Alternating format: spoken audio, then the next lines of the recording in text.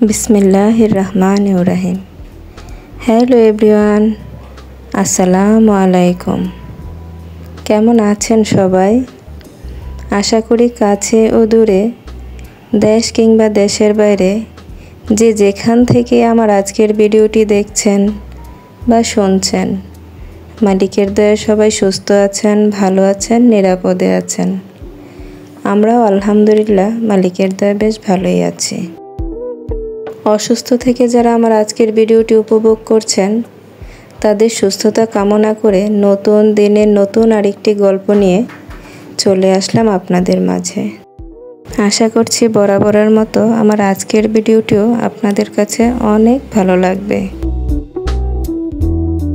ভিডিওর শুরুতে আমি বেশ কিছু বাজার গুছিয়ে নিচ্ছি। ছেলে অনেকগুলো কাঁচা বাজার এনেছে, তার সাথে কিছু আমও নিয়ে এসেছে। সেগুলোই এখন একটু গুছিয়ে নিচ্ছি এবং এগুলোই আজকে রান্নাবান্না করব আর আপনাদের সাথে শেয়ার করব। ভিডিওর শুরুতেই আজকে সবার কাছে অনুরোধ করে যাচ্ছি, ভিডিওর এই পর্যায়ে যারা আমাকে দেখছেন প্লিজ একটি লাইক দিয়ে ভিডিওটি কন্টিনিউ করবেন। আপনাদের একটি লাইক আমাকে অনেকের মাঝে পৌঁছে দিতে সাহায্য করবে। আপনাদের সাথে কথা বলতে বলতেই দেখেন আমি সবগুলো সবজি একদম পরিষ্কার করে ধুয়ে তারপর খোসা ছাড়িয়ে নিয়েছি। পটলের খোসাগুলো আমি ফেলবো না, এগুলো দিয়ে আমি ভর্তা বানিয়ে খাবো। আমার কোন কোন আপুরা পটলের খোসার ভর্তা করে খান আমাকে কমেন্ট করে অবশ্যই জানাবেন। আমার আপুরা এত সুন্দর সুন্দর কমেন্ট করে, আমার খুবই ভালো লাগে। আজকে আমার মিষ্টি কিছু আপুদের কমেন্ট পড়ে আপনাদেরকে শোনাবো। সরি, আমার সব আপুরাই এত মিষ্টি, সবার কমেন্ট তো আর পড়তে পারছি না। তবে এখন থেকে অবশ্যই চেষ্টা করব প্রতিটা ভিডিওতে আমার মিষ্টি আপুদের কিছু কমেন্ট পড়তে। আসলে আপনাদের সাথে গল্প করতে করতে এত ভালো লাগে, কি আর বলবো। আমি আসলে বড্ড চাপা স্বভাবের একজন মানুষ। সামনাসামনি আমি কারোর সাথেই কথা বলতে পারি না, কিন্তু আপনাদের সাথে কথা বলতে আমার বেশ ভালো লাগে। আমার সুস্থতা অসুস্থতা, আমার ভালো লাগা খারাপ লাগা আমি কখনো কারোর সাথে শেয়ার করতে পারি না। কি জানি, হয়তোবা এটা আমার একটা দোষ। আপনাদের সাথে অনায়াসে আমি শেয়ার করতে পারছি, কি জানি এটা আবার কি রহস্য।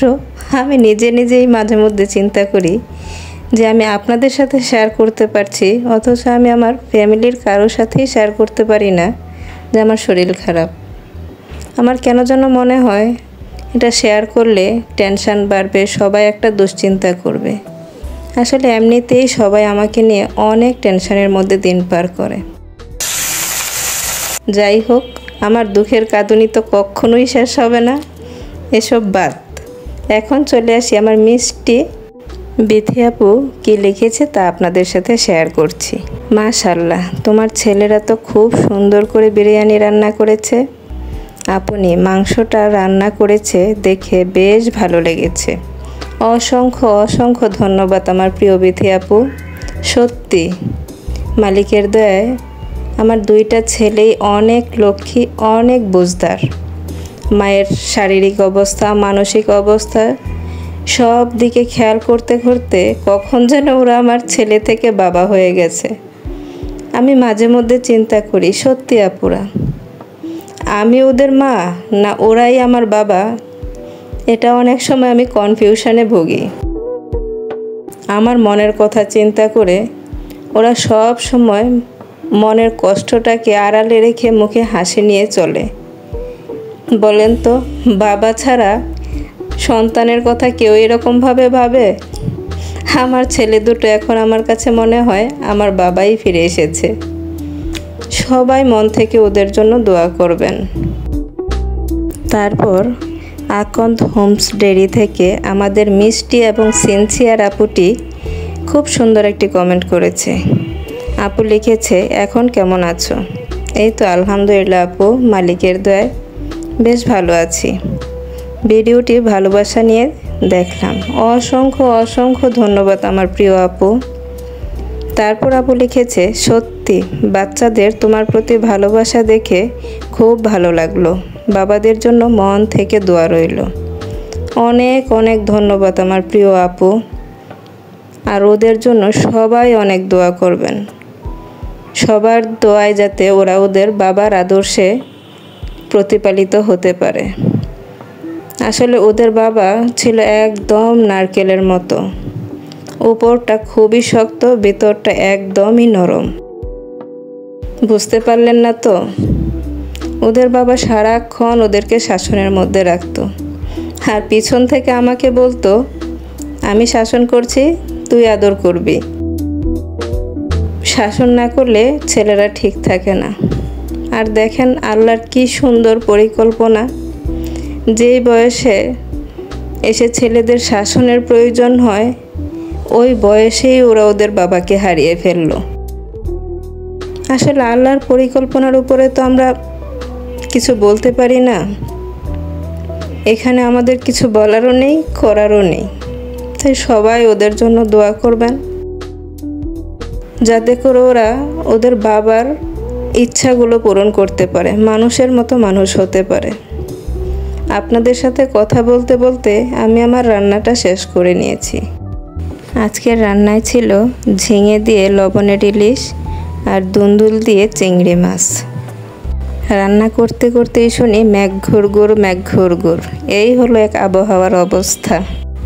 এই রোদ আবার এই বৃষ্টি। রান্নার মাঝখান থেকে আবার ছুটে গেলাম ছাদে।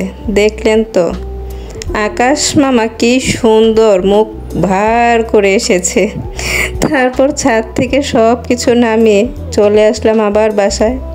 রান্নাবান্না শেষ করে ফ্যান পরিষ্কার করতে লেগে পড়লাম। আসলে অনেক দিন একটু অসুস্থ ছিলাম তো, ঘরের বেশ কিছু কাজ জমে আছে। তারপরও একটু একটু করে নিচ্ছি। জানেন তো আপনাদের ভাই কখনো আমাকে এই ফ্যান মোছার কাজে হাত দিতেই দিত না। আল্লাহর কি সুন্দর পরিকল্পনা।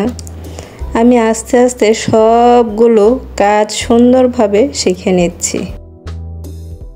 আসলে আমার ব্রেনে ব্লাড সার্কুলেশনের একটু সমস্যা আছে তো, যার কারণে ও আমার উপরের কোনো কাজেই হাত দিতে দিত না। আসলে ও খুব ভয় পেত উপরে কাজ করতে গেলে যদি ব্লাড সার্কুলেশনটা অফ হয়ে যায়। আমার মালিকের কি সুন্দর পরিকল্পনা দেখেন। আমার সব সার্কুলেশন চলছে, মাঝখান থেকে ওর সার্কুলেশনগুলোই বন্ধ করে দিল।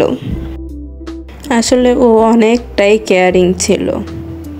বিশেষ করে আমাকে একদম একটা পাখি তার বাচ্চাকে যেভাবে আগলে রাখতো ঠিক ওইভাবেই আমাকে আগলে রাখতো সারাটাক্ষণ। তাই হয়তো বা আল্লাহ ওকে এত তাড়াতাড়ি আমাদের মধ্য থেকে নিয়ে নিয়েছে। আপনারা সবাই আপনাদের ভাইয়ের জন্য মন থেকে দোয়া করবেন। আসলে ওর কথা বলতে গেলে সারা দিন রাত সারা জীবন বললেও শেষ হবে না। উনি এরকমই একটা মানুষ ছিল। আজকের ভিডিও থেকে আমি এখানেই বিদায় নেব। মালিকের দয়ায় সবাই সুস্থ থাকবেন, ভালো থাকবেন, নিরাপদে থাকবেন, আর আমাদের জন্য দোয়া করবেন। আল্লাহ হাফেজ। আসসালামু আলাইকুম।